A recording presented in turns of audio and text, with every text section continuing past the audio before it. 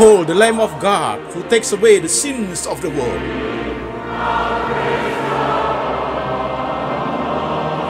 Jesus said, I am the way, the truth, and the life.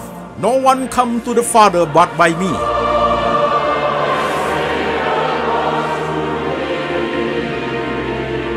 For God so loved this world, so he gave his one and the only Son. Whoever believes in him shall not perish, but have eternal life. Shalom, saudara-saudara sekalian. Saya Pendeta Antoni Chang. Senang sekali bertemu dan jemaat sekalian yang ada di kota-kota di Indonesia dan jemaat yang ada di kota-kota di negara lain, saudaraku. Senang bisa bertemu dan jemaat sekalian. Saudara-saudara sekalian, sebelum kita memulai ibadah hari ini, saudaraku, saya ingin memberikan suatu informasi buat saudara-saudara sekalian. Pada saat saudara memasuki ke YouTube channel saya, jangan lupa untuk klik subscribe dan lonceng. Karena pada saat saudara klik subscribe dan lonceng, ketika khotbah saya yang terbaru dirilis, saudaraku, secara otomatis di gadget saudara ada notifikasi otomatis. Maka saudara dapat mengikutinya, dapat mengikuti ibadah ini dengan baik, saudara sekalian. Demikian informasi. Baik, saudara-saudara sekalian, sebelum kita memulai semuanya, mari kita membaca firman Tuhan lebih dahulu. Firman Tuhan hari ini diambil dari Injil Matius, pasal 6 ayat 25 sampai 34. Demikian firman Tuhan.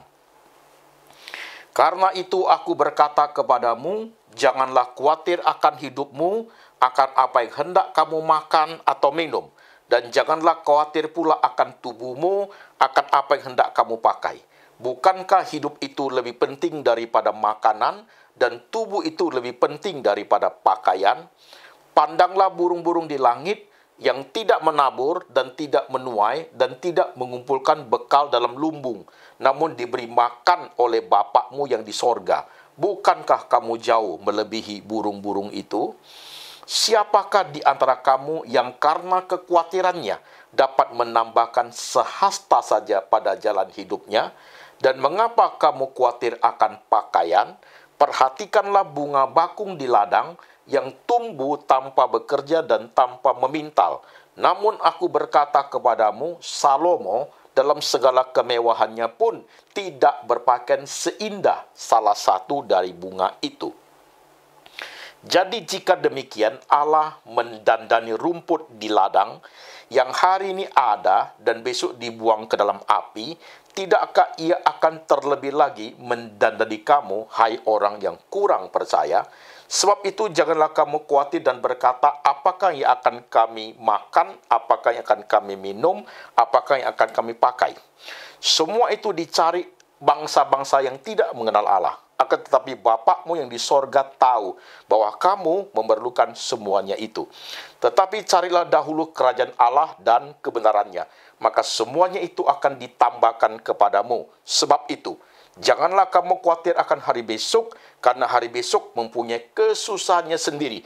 Kesusahan sehari cukuplah untuk sehari. Satu kali lagi, ayat 34. Sebab itu, janganlah kamu khawatir akan hari besok, karena hari besok mempunyai kesusahannya sendiri. Kesusahan sehari cukuplah untuk sehari.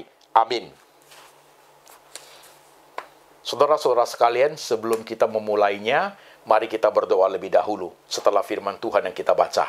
Tuhan, kami sudah membaca firman-Mu, Roh Tuhan bekerja, menerjemahkan firman ke dalam bahasa yang boleh kami mengerti. Sehingga firman Tuhan diberitakan, boleh kami memahami maksud dan rencana Tuhan lewat pemberitaan firman ini. Beri kami bahasa yang sederhana Tuhan, boleh memahami firman Tuhan yang disampaikan. Berkati hamba-Mu dalam penyampaian firman, supaya bisa menyampaikan dengan baik, dengan bahasa yang teratur, boleh dimengerti oleh berbagai lapisan jemaat, baik yang ada di kota-kota di Indonesia dan juga yang ada di luar negeri. Tuhan, kami mendengar Engkau berbicara. Dalam nama Tuhan Yesus kami berdoa. Amin. Saudara-saudara sekalian, seri pertama dari tema stres atau depresikah aku, temanya stres atau depresikah aku, saudaraku. Seri pertama itu saya akan jadikan menjadi introduction di seri kedua ini, saudaraku ya, menjadi introduction di seri kedua ini. Nah, saudara-saudara sekalian, di seri pertama kita bicara mengenai stres. Dan saudara, di seri pertama itu, saudara sudah mengerti bahwa stres dengan depresi itu dua hal yang tidak sama, saudaraku. Orang yang mengalami depresi pasti sudah mengalami stres. Orang yang mengalami stres belum tentu depresi, saudaraku. Jadi harus duluan yang terjadi stres lebih dahulu. Maka di seri pertama juga diberitahu bahwa jangan sampai terjadi kerancuan. Karena kita salah mengerti stres dan salah mengerti depresi, saudaraku. Oke? Nah, ketika di seri pertama, saudaraku, ketika kita memahami dunia stres yang dialami oleh setiap orang dengan berbagai kompleks kehidupan yang sulit, saudaraku, ya, dalam kompleksitas kehidupan yang problematika hidup yang rumit itu, saudara-saudara sekalian, maka hal itu menyebabkan kita itu stres, menyebabkan kita stres, saudaraku. Nah, penyebab stres itu adalah kekhawatiran, ya, kecemasan dalam hidup yang sesuai yang dikatakan oleh Alkitab, saudaraku, yang kita baca kemarin dan juga hari ini, saudara-saudara sekalian. Nah, ketika di seri pertama kita coba menguraikan bahwa stres itu dia mencakup 3 dimensi waktu, yaitu stres itu mencakup masa lalu, dari peristiwa yang dia hadapi itu membuat dia stres, sampai ke masa sekarang, saudaraku, masih stres juga, dan stres itu mencakup dimensi masa depan. Dia khawatir tentang masa depannya, dia khawatir ini, itu yang di depan, saudaraku. Jadi stres itu mencakup 3 dimensi waktu, maka membuat orang stres itu sangat tertekan, saudaraku, karena 3 dimensi waktu menjadi satu dalam kekinian, membuat orang itu sulit sekali bergerak, maka mentalitasnya bisa rusak, saudara sekalian. Oke?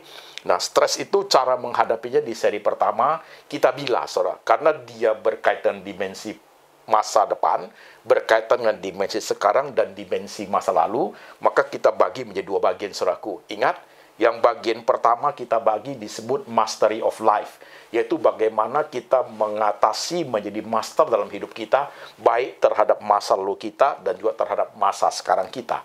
Kemudian cara kedua adalah, saudaraku, mystery of God. Karena masa depan itu masih menjadi rahasianya Tuhan, maka perlu ada pemahaman tentang firman yang meneguhkan iman bahwa di masa depan itu Tuhan masih ada di situ, bahwa di depan itu apa yang terjadi di masa depan itu masih menjadi rahasianya Tuhan, yang kita baca di kitab Ulangan 29 ayat 29. Segala yang tersembunyi adalah menjadi milik Tuhan, haknya Tuhan, yang diungkapkan adalah untuk kita dan untuk anak cucu kita, saudara-saudara sekalian.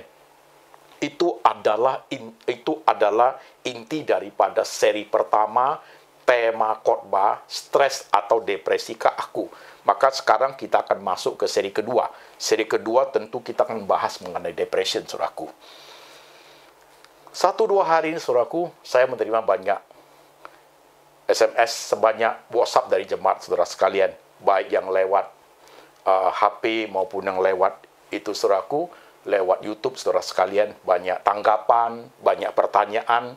Nanti kita akan menjawab di hari Jumat ini, saudaraku, dalam bentuk live streaming. Nah, saudara-saudara sekalian, berapa informasi yang saya terima, ternyata dampak negatif daripada wabah COVID itu, saudaraku, mulai kelihatan, saudaraku, dampaknya, negatifnya, saudaraku.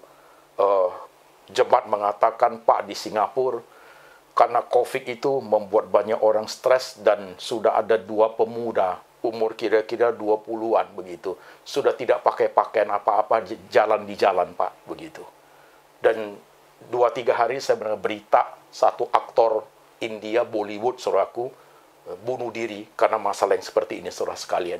Dan baru saya dengar berita dari Sumatera Utara, saudaraku, ada seorang wanita mau terjun dari mall, mau bunuh diri, saudara sekalian. Nah, saudara sekalian, ini adalah dampak negatif daripada COVID, saudaraku. Menimbulkan stres yang berat, sehingga kecenderungan manusia itu timbul tindakan-tindakan yang tidak normal lagi, saudara sekalian. Nah, ini menjadi bahaya sekali. Maka tema kita, stres atau depresi ke aku, akan menjawab tantangan zaman.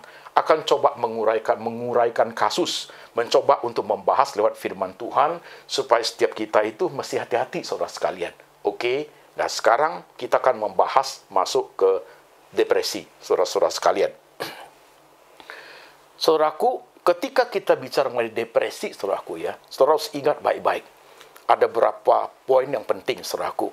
Ketika kita belajar tentang depression, yang pertama, saudaraku, penyembuhan depresi itu 10% usaha manusia, 90% anugerah Tuhan. Apa maksudnya itu, Pak? Begitu. Saudara mungkin akan bertanya. 10% usaha manusia adalah ketika orang sudah mengalami stres yang membawa dia masuk ke dunia depresi, saudaraku, harus dirawat. Harus cari dokter, saudaraku. Harus makan obat, termasuk orang-orang dekat dia harus menjaga dia, memperhatikan dia, orang-orang yang sayang dia berdoa untuk dia, saudaraku. Itu usaha manusia. Kenapa saya mengatakan 90% anugerah Tuhan? Kalau tidak ada anugerah Tuhan, tidak bisa sembuh, saudara sekalian. Tidak bisa sembuh. Dunia depresi, saudaraku, itu menggerogoti jiwa dalam diri manusia itu. Mentalitasnya hancur, saudaraku. Pikirannya menjadi lemah sekali, saudaraku. Sehingga dia tidak sadar dirinya siapa lagi. Dia tidak hidup di dunia kita yang normal ini. Dia hidup di dunia khayalan. Di dunia maya dia, saudaraku. Dia hidup di situ. Padahal dia masih hidup di dunia ini, saudaraku. Jadi orang yang mengalami depresi itu pertama, 10% anugerah, 10% usaha manusia, 90% anugerah Tuhan. Kalau bicara mengenai tentang penyembuhannya. Yang kedua, saudaraku, depresi itu tidak pernah terjadi mendadak. Depresi itu butuh waktu, saudara sekalian. Maka di seri pertama saya menjelaskan jangan sampai timbul kerancuan.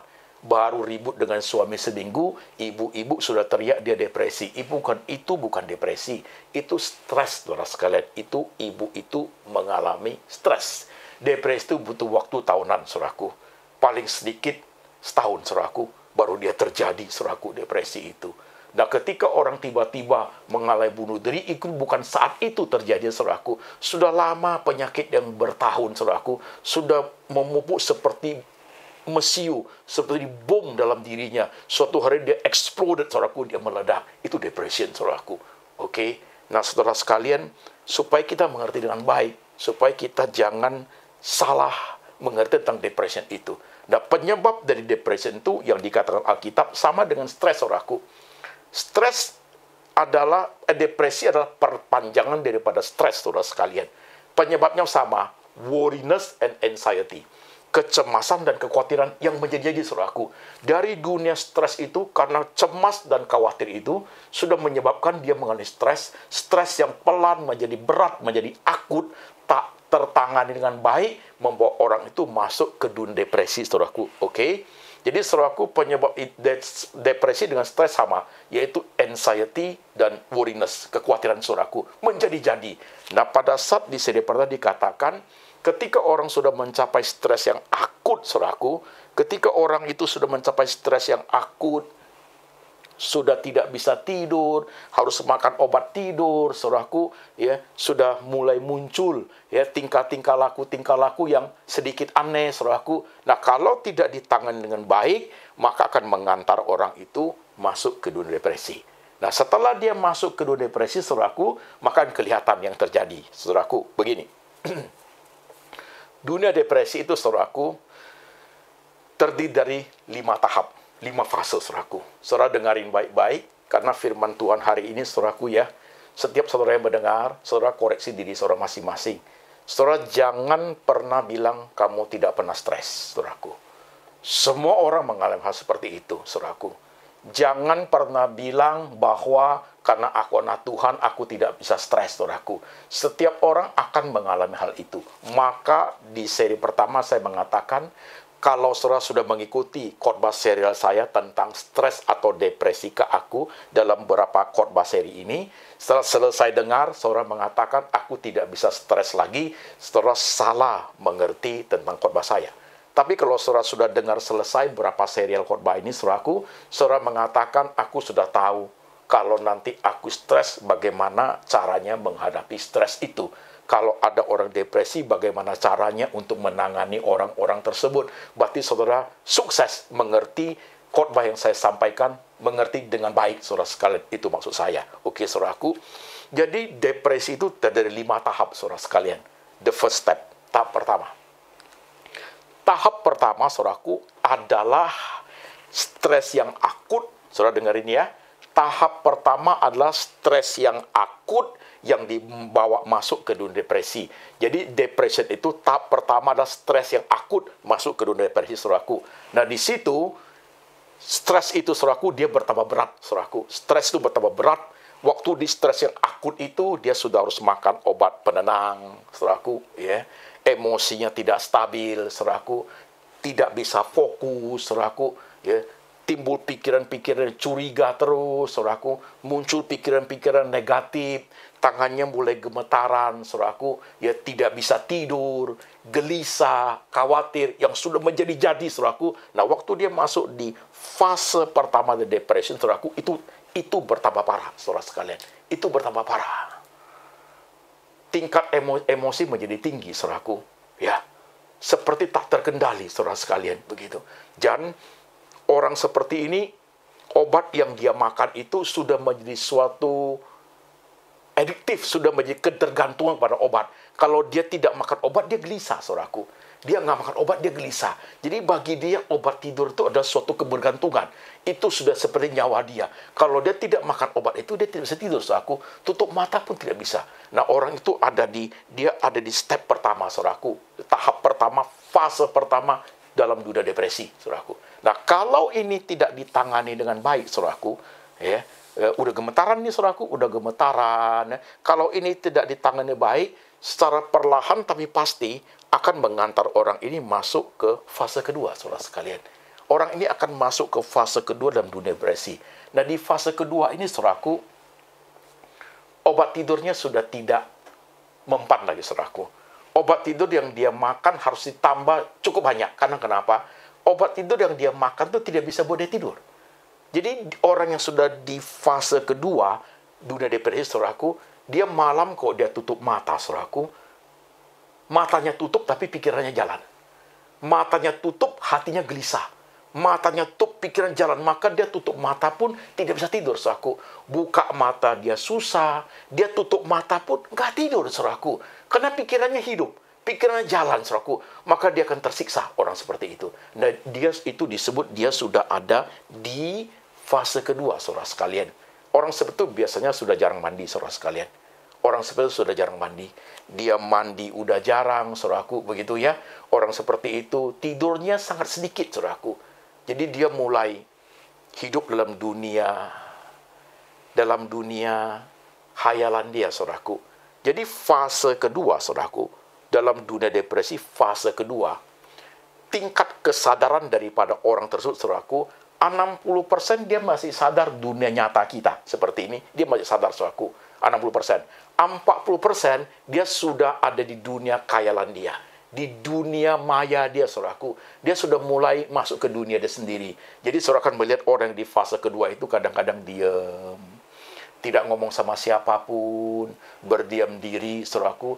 Dia bisa duduk berjam-jam sendiri, saudaraku, tidak ngomong sama siapa-siapa, enggak buat apa-apa, diam aja, saudaraku. Saudara melihat sinar matanya kosong. Nah, itu orang-orang yang mengalami depresi tahap 2, saudaraku. Artinya, dia konsentrasinya sudah tidak bisa. Fokusnya sudah hancur, saudaraku. Artinya, kalau dikagetkan, dia baru ingat dunia kita, saudaraku. Dia sudah, kesadarannya ke dunia nyata ini hanya 60%. Kalau perut lapar aja, dia baru makan. Dia makan, saudaraku. Ini orang ada di fase kedua. Nah, kalau sudah ada di fase kedua, seperti saudaraku, tingkat kesadaran etikanya hilang. Kasian ya, ini fase kedua loh, saudaraku. Tingkat etikanya hilang. Artinya, saudaraku, dia nggak peduli orang. Dia nggak peduli orang, saudaraku. Biasanya kalau ada teman yang datang, atau orang tua kita say hello, atau bagi dia segala nggak guna, saudaraku. Dia tidak sadar dunia itu lagi. Dia lebih tenggelam di dunia maya dia. Mau siapa, dia sudah nggak peduli, saudaraku. Jadi, ketika kita melihat orang seperti itu, kita merasa, orang ini kok nggak ada etikanya. Bukan itu, saudaraku. Dia kehilangan nilai-nilai etikanya. Bagi dia itu bukan menjadi suatu keharusan lagi, saudaraku. Bagi dia, I don't care. Yang dia peduli adalah kesenangan tanda kutip untuk menikmati alam hayalan dia. Itu orang depresi itu begitu, saudaraku. Ini fase kedua. Nah, fase kedua mulai timbul, mulai buka pintu, tutup pintu 10 kali gitu, saudaraku. Itu mulai. Cuci tangan, cuci terus tangannya, saudaraku. Udah bersih, cuci lagi. Udah bersih, cuci lagi, saudaraku. Nah, ini orang ada di depresi fase kedua, saudara sekalian. Tingkat kesadaran etikanya sudah hilang, saudaraku. Sudah nggak ada, begitu. Bagi dia nggak peduli, ya. Dia lapar, dia ambil makanan. Dia nggak peduli itu makanan siapa, saudaraku. Itu begitu modelnya. Dan obat yang dia makan itu harus bertambah. Karena sudah tidak pas untuk diri dia. dia sudah adiktif, saudaraku, dia harus tambah obat tidur, obat tenang. Kalau tidak, dia mulai histeri, saudaraku. Itu orang ada di fase kedua. Cukup berbahaya orang ada di fase kedua ini, saudaraku. Cukup kasihan. Nah, kalau fase kedua ini tidak ditangani dengan baik, saudaraku, kalau fase kedua ini tidak ditangani dengan baik, pelan-pelan orang ini akan masuk fase ketiga. Fase ketiga adalah fase transisi yang menakutkan, saudaraku, karena depresi itu ada 5 tahap. Fase ketiga itu dia ada di pertengahan, saudaraku. Fase ketiga itu fase yang krusial bagi seorang yang mengalami depresi, saudaraku. Karena di fase ketiga ini, saudara sekalian, tingkat kesadaran orang itu sudah tidak seperti di fase kedua. Di fase kedua, tingkat kesadaran akan dunia nyata itu 60%. Di dunia maya dia, di dunia khayalan dia itu 40%. Tapi ketika dia sudah ada di fase ketiga, saudaraku, ya, tingkat kesadaran dia di dunia nyata kita, saudaraku, tinggal 40%. Nah, dunia maya dia, dunia khayalan dia, saudaraku, 60%. Itu di orang ada di fase ketiga, saudara sekalian. Nah, fase ketiga ini, saudara-saudara sekalian, adalah fase yang krusial karena kenapa? Karena tingkat kesadarannya sudah lemah, saudaraku. Ada momen-momen tertentu dia tersadar, saudaraku. Nah, waktu momen tertentu dia tersadar, fase ketiga adalah pertemuan daripada fase pertama dan fase kedua, menghasilkan fase ketiga. Fase ketiga itu ibaratnya bensin ketemu api, saudaraku. Ya, itu fase ketiga. Membuat dia itu, saudaraku, luar biasa berkecamuk dirinya. Ya, dia tidak bisa terima dia punya pas. Dia tidak bisa terima dia punya present. Dia menakuti dia punya masa depan, saudaraku. Itu bergolak di pikiran, itu ada di fase ketiga, saudaraku. Ya, di fase ketiga itu, saudaraku, luar biasa gundah gulana jiwanya, saudaraku. Maka di fase ketiga ini, saudaraku, ya, orang seperti ini, dia kadang-kadang menangis sejadi-jadinya, saudaraku. Kalau dia ingin teriak sekuat-kuatnya, saudaraku. Ini orang di fase ketiga ini, orang depresi, saudaraku. Kalau dia sudah tidak kuat, dia akan teriak sekuat-kuatnya. Kalau dia meratap sesedih-sedihnya, saudaraku. Ya. Dan kalau dia rasa kesal, dia ekspresikan dengan cara apa saja, saudaraku. Ini orang ada di fase ketiga. Jadi dia mau kuat-kuatnya supaya dalam dirinya itu dia ingin keluar, saudaraku. Dia ingin tidak menerima kenyataan sebelum, tapi fase ketiga adalah karena ketidakmampuan menerima kenyataan hidup, saudaraku, dan dengan kehidupan yang dia alami, saudaraku. Realita yang dia hadapi, saudaraku, dia tak bisa terima, saudara sekalian. Jadi dia punya worldview hancur, saudaraku. Dia punya mentalitas hancur. Itu bukan di stres lagi, tapi sudah masuk fase ketiga di dunia depresi, saudaraku. Orang ini sudah kasihan yang seperti ini. Sudah kasihan, saudaraku. Kalau dia di fase ketiga ini, saudaraku, dia mulai bicara sendiri. Dia mulai bicara sendiri, saudara sekalian. Dia mulai ngomong sama dirinya sendiri. Dia mulai main-mainin tangannya, saudaraku. Dia mulai, bagi dia tangannya, gerakan tangannya ada artinya, saudara sekalian. Dia gerak ke kiri, ke kanan, itu ada artinya, saudaraku. Arti dalam dunia khayalan dia. Arti dalam dunia khayalan dia. Nanti dia senyum sendiri, saudara sekalian. Ya. Suatu hari, waktu saya khotbah di satu gereja, saudaraku. Habis selesai khotbah, seorang ibu datang, "Pak, tolong anak saya." "Kenapa, anak ibu?" "Anak saya mengalami depresi." "Sini saya ketemu mana orangnya." Itu duduk di belakang. Orang itu kira-kira umur 40-an, saudaraku, begitu. Mamanya ngomong, "Pak, dulu dia sekolah kedokteran, tidak lulus." "Oh, begitu, Bu." Nah, saya ketemu dia, tanya namanya. Dia masih sebut nama, saudaraku. Masih sebut nama. Tapi kemudian dia senyum sendiri, ngomong-ngomong mulutnya sendiri, begitu. Ya. Saya ingin tahu, saya tanya dia. Lagi ngomong sama siapa? Ada kepentingan apa? Karena saya tahu orang demikian, saya ngerti bahasanya, saudaraku, ada kepentingan yang sangat penting. Saya tahu dia jawab apa? "Iya, malam ini ada orang mau dioperasi, operasi besar." Dia ngomong gitu, saudaraku. Itu khayalan dia, saudaraku. Ya. Karena saya harus ke situ, untuk operasi itu hanya saya yang bisa operasi orang seperti itu. Gitu. Orang sakit itu katanya. Itu dunia khayalan dia, saudaraku. Itu level 3, saudara sekalian. Itu level 3. Jadi ketawa sendiri, saudaraku, ngomong sendiri, tangannya bergerak-gerak, saudaraku, begitu, mau teriak sejadi-jadinya. Ya, saudaraku, fase kedua yang kehilangan etika itu, di fase ketiga, saudara-saudara sekalian, ya, tambah parah kehilangan etikanya. Ini orang yang mengalami depresi di fase ketiga, saudaraku. Kasihan sekali. Dia sudah hampir lupakan dirinya, saudaraku. Dia lebih mengikuti ya apa adanya gerakan tangan dia, saudaraku. Dia sudah tidak peduli dunia nyata. Dunia nyata bagi dia tinggal 40%, saudaraku. Dia lebih cenderung kepada dunia maya dia. 60% dia sudah hidup di sana. Maka orang seperti saudaraku sudah jarang mandi. Jarang mandi. Kalau makan pun seadanya, saudaraku. Dia makan pun dia sudah milih makanan sesuai alam khayal dia, saudara sekalian. Begitu. Jarang minum, saudara, orang seperti itu, saudaraku.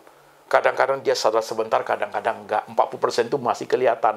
Kadang-kadang masih tahu enggak keluarga dia? Tahu, saudaraku. Masih tahu. Begitu. Dan waktu kita bentak dia, waktu kita kagetin dia, dia sadar kembali ke dunia nyata kita. Tapi sebentar aja, saudaraku, dia akan balik lagi ke dunia maya dia. Yuk kagetin dia, dia sadar. Dia balik ke dunia kita, saudaraku. Tapi karena tinggal 40%, sebentar aja, paling 5 minutes, dia kembali akan masuk ke dunia maya dia. Dia sudah tenggelam di dunia, saudaraku, di dunia khayalan dia. Dia sudah hidup di sana dengan pikiran yang enak-enak, saudara sekalian. Nanti dia bisa ngomong, ada orang mau halangi dia, ada orang mau ganggu dia, ada orang mau cari dia. Dia nggak boleh masuk ke rumah itu. Jadi ngomongannya sudah ngomongan yang kita melihat sudah di luar logika, saudara sekalian. Itu orang ada di fase ketiga. Kasihan sekali. Nah, kalau sudah ada di fase ketiga ini, kita melihat orang seperti itu, kita sudah kategorikan dia orang sakit jiwa. Benar, saudaraku. Sudah susah. Sudah susah hidupnya, saudara sekalian. Dia harus ada orang yang jaga. Dia tidak boleh dibiarkan sendiri, saudara sekalian. Maka orang sebenarnya kalau tidak dijaga, dia bisa lakukan hal yang bahaya, saudaraku. Membahayakan orang lain juga membahayakan diri sendiri. Karena dia sudah tidak sadar tingkat bahayanya ketika dia melakukan hal tertentu, saudara sekalian. Nah, fase ketiga ini, saudaraku, kalau tidak tertolong dengan baik, saudaraku, pelan-pelan masuk lagi, dia akan masuk fase keempat. Kalau orang depresi itu sudah masuk di fase keempat, saudara-saudara sekalian. Fase keempat ditandai dengan, saudaraku, sudah ada suara-suara. Sudah ada suara-suara, saudaraku. Ada suara-suara. Ya. Di fase keempat itu, saudaraku, dia sudah dikendalikan oleh suara. Jiwanya terpecah-pecah, saudara sekalian. Suara-suara yang dia sudah hidup karena disuruh oleh suara-suara, gitu, saudaraku. Puji Tuhan kalau suaranya sini ngomong A, sini ngomong A, saudaraku, dia masih bisa hidup. Tapi kalau sini ngomong A, sini ngomong B, saudaraku, udah teriak. Dia teriak, dia histeris, saudaraku. Ini orang depresi yang ada di fase keempat, saudaraku. Dia ada di fase keempat. Nah, orang yang sudah masuk di fase keempat dalam depresi itu, dia bisa melukai dirinya sendiri. Dia bisa melukai orang lain, saudara sekalian. Saya di WhatsApp oleh satu jemaat. Pak, tolong adik saya bisa nggak? Kenapa adikmu? Adik saya tamatan dari Amerika, summa cum laude. Itu orang pintar, saudaraku. Tamatan dari Amerika, summa cum laude. Tapi nggak tahu kenapa, Pak, dia mengalami depression, Pak. Begitu. Dia pakai pisau, dia baret perutnya sendiri, Pak. Dia makan kotorannya sendiri, Pak. Nah, orang seperti itu sudah ada di depression fase keempat, saudara sekalian. Jadi kecenderungannya adalah melukai diri, saudara sekalian. Kecenderungan, maka tidak boleh orang yang sudah di fase keempat itu, dia tidak boleh tinggal di kamar yang dalam kamar itu bisa dikunci pintunya. Nggak boleh, saudaraku. Nanti dia lukai dirinya sendiri. Dia bisa gigit lidahnya, saudaraku. Dia nggak boleh ada barang-barang berbahaya, pisau atau apa di samping dia, saudaraku. Dia bisa melakukan tindakan fatal. Karena orang yang ada di fase keempat dalam depression, saudaraku, tingkat kesadaran dunia nyata kita tinggal 20%. Tinggal 20%. Dunia khayalan dia itu 80%, saudaraku. Jadi 20% betapa sedikitnya itu, saudaraku. Hanya karena dipaksa pakai pakaian, dia pakai, saudaraku. Begitu. Kalau tidak disuruh pakai pun, dia tidak pakai, saudaraku. Ya. Tidak disuruh mandi pun, dia tidak mandi. Dikasih makan pun, dia makan seadanya, saudaraku. Karena dia sudah ngomong sendiri. Dia sudah ketawa sendiri, saudaraku. Ya. Dia kadang-kadang menghadap tembok, tangan kakinya sudah bergerak, kadang-kadang dia gemetaran sendiri, dia sudah hidup dunia itu sudah fase keempat. Tingkat kesadarannya tinggal 20% di dunia nyata. Di dunia khayalan itu 80% saudaraku. Maka orang seperti itu karena digerakkan oleh suara-suara saudaraku, maka dia bisa telanjang saudaraku. Dia bisa buka baju, buka celana, dia lari keluar saudaraku, dia jalan-jalan saudaraku. Kenapa orang sakit jiwa bisa seperti itu saudara-saudara sekalian? Karena dunia nyatanya tinggal 20%, alam khayalannya 80%, ditambah dengan suara-suara itu sudah memutar balikkan cara berpikir dia. Jadi orang yang sudah ada di fase keempat, saudaraku, tingkat berpikirnya sudah rendah. Kecepatan berpikirnya sudah menurun drastis, saudaraku. Dia ambil barang aja dia nggak bisa, saudaraku, udah gemetaran. Tingkat kecerdasannya pun sudah menurun, saudaraku, begitu. Karena sudah nggak bisa, saudara sekalian. Udah nggak bisa, begitu. Bahaya pun dia sudah nggak tahu, saudaraku. Ya. Makanan itu tidak dimasak pun dia udah nggak ngerti, saudaraku. Begitu. Ya. Pakaian pun kalau tidak dipakai, dia pakai terbalik, saudaraku. Bagi dia pakaian nggak ada artinya, saudaraku. Dan suara-suara itu yang mengajar hidup dia. Kalau kamu mau sukses dulu, kamu apa? Jadi orang dalam depresi itu ada faktor penyebabnya loh, saudaraku. Maka ketika orang depresi datang ke saya bukan layani orang depresi itu dulu. Belum, saudaraku. Saya harus ketemu orang yang paling dekat. Orang yang paling dekat, saudaraku, dengan dia. Saya ingin tahu faktor penyebabnya apa. Latar belakang yang menjadikan dia seperti apa. Ya, karena sesuatu obsesi yang tidak tercapai, atau putus pacar, atau dikecewakan, atau cita-cita tercapai, itu ada faktor penyebabnya, saudaraku. Mungkin itu 10 tahun yang lalu, mungkin itu 5 tahun yang lalu, mungkin itu sudah 15 tahun lalu, sampai hari ini. Berarti orang itu dari stres menuju depresi sudah akut luar biasa, saudaraku. Maka dia ada di level 4 dalam dunia depresi, saudaraku. Jadi melayani orang sakit jiwa itu tidak serta datang sini saya doain. No, saudaraku. Kita harus telusuri faktor penyebabnya apa. Dari situ kita coba untuk mengajar dia hidup, saudara-saudara sekalian. Suatu hari saya khotbah di Solo. Selesai khotbah, suami istri datang ke saya, Pak Antoni, tolong, kenapa? Anak saya, Pak. Anak saya itu perempuan, sekarang ada di rumah sakit. Kenapa anak ibu? Tolong doain, dia lagi sakit. Oke. Saya sama suami istri ini ke rumah sakit. Waktu ketemu di rumah sakit, saya lihat anak gadis ini matanya serem, saudaraku, begitu. Wajahnya tegang, begitu. Saya lihat sebentar, saya tahu ini orang sakit jiwa. Saya panggil ibu ini sama suaminya datang ke samping, saya ngomong, ibu bapak harus berterus terang kepada saya, tidak boleh tutup-tutupin. Kalau tutupin, saya tidak bisa tolong. Nah, suami istri baru cerita. Ini anak gadis sebenarnya kuliah di Jakarta. Dia kuliah Jakarta, dia jatuh cinta kepada seorang pemuda yang lain sukunya, saudaraku. Nah, papanya tidak suka begitu. Dia dipaksa pulang gitu. Dipaksa pulang kira-kira 2 tahun, Pak. 2 minggu terakhir dia lompat dari lantai 2, Pak. Nggak mati, tangannya patah. Oh, dia mengalami depression kalau begitu, Bu. Nah, waktu saya ketemu anak gadisnya lagi, saya coba masuk ke social life dia, karena saya tahu dia udah begitu modelnya. Saya tanya dengan satu kalimat sederhana, saudaraku. Dia baik ya, suka tolong kamu ya. Dia kaget, saudara. Karena ada orang yang coba memasuki dunia khayalan dia. Dia senyum, saudaraku. Dia cerita, iya dia baik. Malam-malam suka antar makanan. Kami belajar sama-sama. Kasian sih, saudaraku.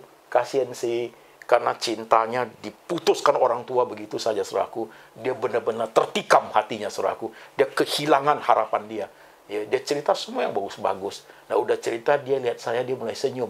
Dia melihat orang ini kayaknya mau mengerti dia. Ya, dia giniin tangannya ke saya, saudaraku. Artinya cas gitu, saudaraku. Sambil senyum. Maksudnya waktu dicas itu artinya kita sama gilanya, saudaraku. Karena saya dulu pernah, saudaraku, begitu. Pernah sakit jiwa. Kasiannya anak gadis. Saya bilang sama suami istri ini, kasihan nih anak, bapak enggak boleh begitu terhadap anak begitu. Dia itu kehilangan masa depan, ketakutan akan hidup. Ya. Saudara, itu orang depresi seperti itu. Nah, kalau sudah sampai di level 4, saudaraku ya, buka baju, makan kotoran sendiri, baret perut sendiri, melukai diri, melukai orang lain, semua tindak itu karena pengaruh suara, saudara sekalian. Kalau kamu buka baju, telanjang keluar jalan, kamu udah sukses. Kalau kamu lihat orang-orang ketawa terhadap kamu, itu orang bodoh semua. Mereka ngerti. Maka orang sakit jiwa ini keluar tanpa pakai pakaian, saudaraku. Orang yang sudah ada di level 4, fase 4 dunia depresi, saudaraku, semuanya menjadi kacau. Tingkat kesadaran kan sudah rendah sekali, saudaraku. Tinggal 20%, saudaraku. Jadi apapun dia sudah lakukan, hanya secara instingtif aja, nalurinya aja, saudara sekalian. Jadi dia sudah ada di level 4. Nah, orang yang sudah ada di level 4, saudara-saudara sekalian, kalau tidak tertangani, saudaraku ya, di level 4 tidak tertangani, maka akan membawa orang ini masuk ke level 5. Nah, dia masuk ke level fase 5 dunia depresi, saudaraku. Nah, fase kelima itu, dia sudah kehilangan kesadaran dirinya, saudaraku. Di fase 5 itu, saudara ya, hanya ada berapa kemungkinan. Kemungkinan pertama, saudaraku, masuk rumah sakit jiwa untuk selama-lamanya. Meringkuk di rumah sakit jiwa untuk selama-lamanya. Itu. Kenapa, saudaraku? Karena sudah tidak bisa. Gitu. Nah, ingat, saudaraku, rumah sakit jiwa zaman dulu waktu saya masuk itu, saudaraku ya, saya tinggal di rumah sakit jiwa di depan rumah sakit Husada. Namanya Dharma Jaya. Sekarang rumah sakitnya sudah nggak ada, saudaraku. Zaman itu 1 hari 50.000. Jadi udah berikut obat, tinggal, makan, dokter, itu semua sudah, saudaraku, begitu. Sama suster yang jaga kita, suster laki-laki, suster perempuan. 1 hari 50.000 itu zaman dulu, saudaraku. Nah, sekarang sudah berapa kali lipat. Jadi, saudara, rumah sakit jiwa pun butuh biaya besar, mahal, saudaraku. Jadi, kalau saudara mau gila, cek dulu buku tabungan. Kalau tinggal 200.000, jangan gila, saudaraku. Nggak ada yang rawat loh, saudaraku. Jadi, rumah sakit jiwa pun mahal. Nah, orang yang masuk di fase kelima, poin pertama, pasti masuk rumah sakit jiwa dan tinggal di sana untuk selamanya. Tetapi kalau keluarga tidak berdaya, tidak punya uang, saudaraku, dipindahkan, dibawa ke pusat rehabilitasi yang sederhana, yaitu yang ada rumah, dikunci pintunya, ditinggal dalam, begitu, saudaraku. Atau tingkat yang lebih rendah ekonominya, ya pakai cara kampung, saudaraku, dipasung kakinya, masih ingat nggak? Pakai kayu dibuat 2 lubang, kakinya dimasukin, diikat pakai rantai, saudaraku, karena dia sakit jiwa, saudaraku, begitu. Ya. Nah, orang-orang sekasian sih, saudaraku, nggak tertolong yang seperti itu. Mau diapain lagi, saudaraku, begitu. Ya, tinggal tunggu dia, akhirnya dia mati, saudaraku. Atau poin yang terakhir, saudaraku, commit suicide, bunuh diri, saudaraku. Karena jiwanya sudah terpecah-pecah, dia sudah tidak kuat lagi, saudaraku. Suara itu menyuruh dia bunuh diri. Maka banyak orang sakit jiwa itu bunuh diri, orang depresi, saudaraku. Ada yang terjun dari lantai 50, saudaraku.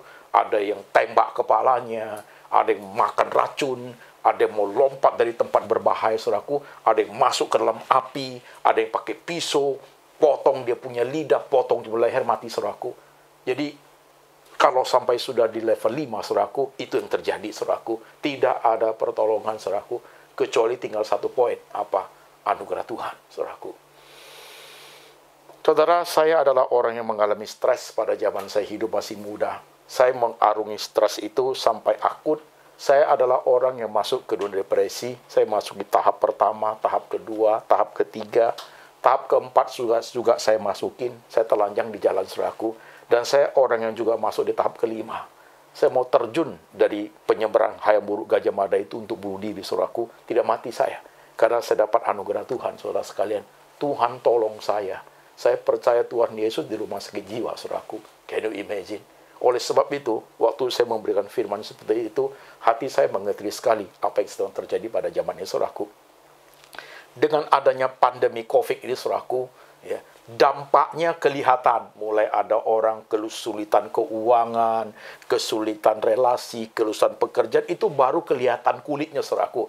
Nanti 3 bulan kemudian, setengah tahun kemudian, 1 tahun kemudian, baru kelihatan faktor kejiwaannya muncul, saudaraku. Ini sudah ada kan? Aktor Bollywood dari India, saudaraku. 2 hari lalu saya dengar berita bunuh diri. Hari ini saya dengar berita di Medan, saudaraku, ada orang lompat dari mall, dari lantai 7. Di Singapura saya dengar, saudaraku, baru-baru ini 2 pemuda umur 20-an, mereka naked, telanjang di jalan, saudaraku. Karena depression. Jadi, saudaraku, waktu saya berikan firman seperti ini, hatiku sangat prihatin. Gitu. Karena aku pernah melewati masa-masa seperti ini. Firman Tuhan yang diberitakan ini, saudaraku, you tahu, you bisa khawatir. You tahu, you bisa gelisah. Tapi apa yang saya ajarkan hari ini, saudaraku, kalau kamu stres, kamu harus tahu bagaimana cara mengatasinya. Supaya saudara terhindar dari dunia depresi. Saudara-saudara sekalian. Hari ini, Setiap saudara yang mendengar firman ini, dengarkan baik-baik. Tuhan sayang kau. Tuhan tidak mau kamu masuk ke dunia depresi. Mungkin kamu sudah stres berat. Masalah keuangan, kehidupan, saudaraku. Di rumah terus tidak kemana-mana, saudaraku. Bingung, nggak tahu harus buat apa. Mungkin engkau sedang di jalan, bawa mobil dengar khotbah ini. Atau engkau di rumah bersama keluarga, nggak tahu harus buat apa lagi dalam hidup. Atau engkau seorang anak muda, seorang ibu yang kehilangan suami, tinggal di rumah, nggak tahu bagaimana menjaga anak, gimana cara menghidupi anak, saudaraku. Atau engkau stres karena penyakit berbahaya, karena COVID ini membuat kamu nggak tahu harus buat apa. Yuk dengar khotbah ini. Tuhan sayang engkau, saudara sekalian. Tuhan sayang engkau. Jangan pernah masuk ke dunia ini. Jangan pernah. Dunia adalah dunia yang menakutkan. Dunia maut, jangan pernah masuk ke dunia ini. Kita tidak akan jadi siapa-siapa lagi. Harga diri, mentalitas, semua hancur lebur, saudaraku. Kita akan menjadi seongokan daging yang tinggal di rumah sakit jiwa, yang tidak bisa buat apa-apa, saudaraku. Ya, jangan pernah masuk ke dunia ini. Saya hanya akan dapat anugerah, baru bisa seperti ini hari, saudaraku. Sehat kembali, segar kembali, saudaraku. Saudara sekalian, kiranya firman hari ini, baik saudara yang ada di luar negeri, saudara ada di kota-kota, mungkin di situ siang, subuh, dengarin khotbah ini baik-baik. Saudara yang ada di Indonesia, di Batam, Jakarta, Surabaya, Malang, Magelang, Bandung, di Tangerang, di Medan, di Makassar, di Manado, dengar khotbah ini baik-baik, saudaraku, supaya engkau sigap dalam menghadapi hidup, karena Tuhan cinta engkau. Bawa pulang firman ini. Mari kita tundukkan kepala, kita berdoa. Saudara-saudara sekalian, tundukkan kepalamu di hadapan Tuhan. Menjeritlah dalam hatimu kalau engkau rasa engkau ada di penjelasan ini. Mungkin engkau ada di seri pertama, engkau mengalami stres. Atau engkau ada di seri kedua di tahap-tahap tertentu dalam dunia depresi. Kau minta sama Tuhan supaya Tuhan tolong kau. Engkau minta sama Tuhan supaya anugerah Tuhan tiba kepada engkau. Engkau minta sama Tuhan supaya engkau dihindarkan dari hal-hal yang sangat menakutkan. Kau doa sendiri-sendiri, saudaraku. Lihatlah Tuhan. Pandanglah Tuhan karena Dia cinta engkau. Dia mau meluruskan jalanmu. Dia mau meneguhkan engkau. Dia mau pimpin engkau ke jalan yang benar. Dia mau bawa engkau ke padang rumput yang hijau. Dia ingin membawa kamu ke air yang tenang. Karena Tuhan ingin menolong kau. Tuhan Yesus, kami berdoa, kiranya kuasa Tuhan turun atas umat, dimanapun umat Tuhan berada, di kota Indonesia maupun di kota-kota di luar negeri. Tangan Tuhan menyertai. Kiranya Tuhan menganugerahkan damai sejahtera dalam hati jemaat. Tangan Tuhan berkenan meletakkan di atas kepala jemaat. Tangan Tuhan berkenan meletakkan di hati jemaat. Supaya mereka ada damai sejahtera. Pikiran mereka dipulihkan. Dunia stres mereka boleh terkendali dengan baik. Dan jauhkan mereka dari dunia depresi. Tolong anak-anakmu Tuhan di zaman yang berbahaya ini. Pandemi COVID ini Tuhan sangat menakutkan. Membawa umat muncul dampak-dampak negatif yang amat berbahaya. Tuhan Yesus, tangan Tuhan menolong. Tangan Tuhan meneguhkan. Tangan Tuhan memimpin setiap umatnya. Dengar hamba-Mu berdoa. Dalam nama Tuhan Yesus, hamba berdoa. Amin. I will trust in